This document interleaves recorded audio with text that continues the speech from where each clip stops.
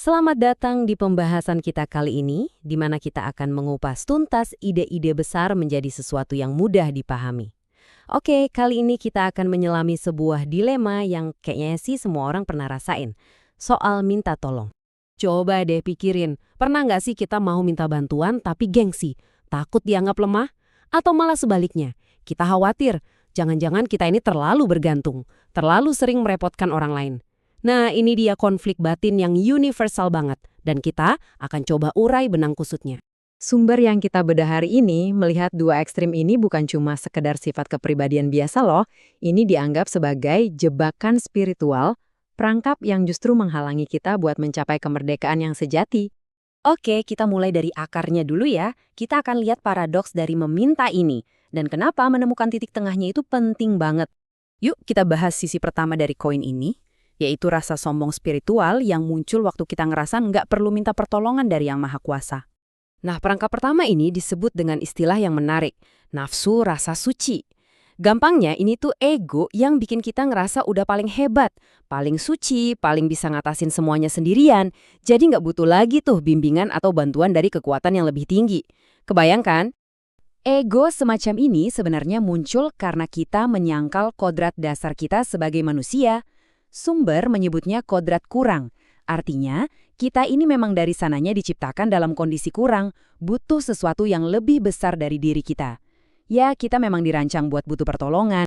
Jadi, poin utamanya di sini jelas banget. Menolak untuk berdoa atau meminta bantuan itu bukan tanda kekuatan sama sekali.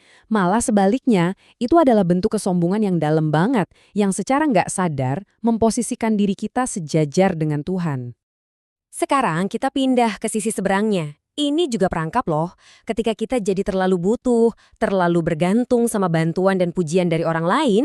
Kalau yang ini pendorongnya adalah ego yang lain, yaitu nafsu rasa minta puji. Ini adalah hasrat yang kuat banget buat terus-terusan cari validasi, cari persetujuan, dan solusi dari orang lain. Apa-apa harus dapat tepuk tangan dulu, baru merasa benar.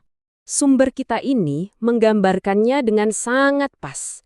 Kebutuhan akan pujian ini menciptakan efek domino dari niat yang tidak murni. Tahu kan artinya? Kebahagiaan kita jadi tergantung sepenuhnya sama respons orang lain.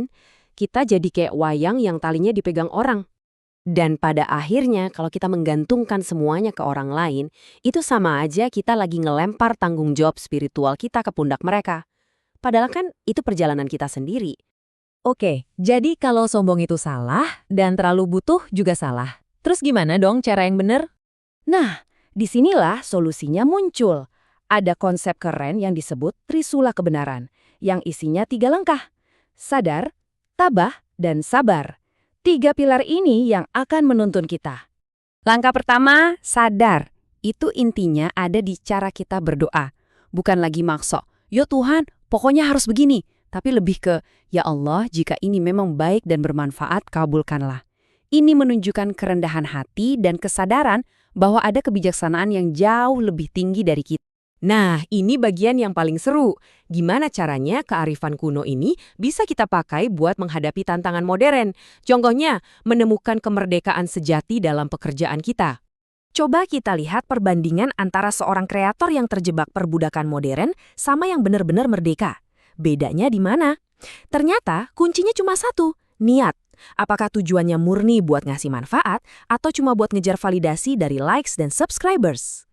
Jadi, gimana cara seorang kreator menerapkan Trisula Kebenaran ini? Simpel aja. Pertama, niatkan konten itu sebagai pelayanan, bukan buat berburu popularitas. Kedua, jangan sampai harga diri kita diukur dari angka. Dan terakhir, percaya deh, kalau niat kita lurus, inspirasi itu pasti akan datang. Ini nih yang membawa kita ke kesimpulan akhir yang penting banget tentang hasil kerja keras kita. Hasil itu ternyata ada 2 jenis. Pertanyaan penutup yang benar-benar menusuk dari sumber kita adalah ini. Apakah kesuksesan yang kita raih itu benar-benar sebuah berkah yang membebaskan? Atau jangan-jangan itu adalah utang sumber daya yang suatu saat nanti kita harus bayar kembali? Coba kita renungkan.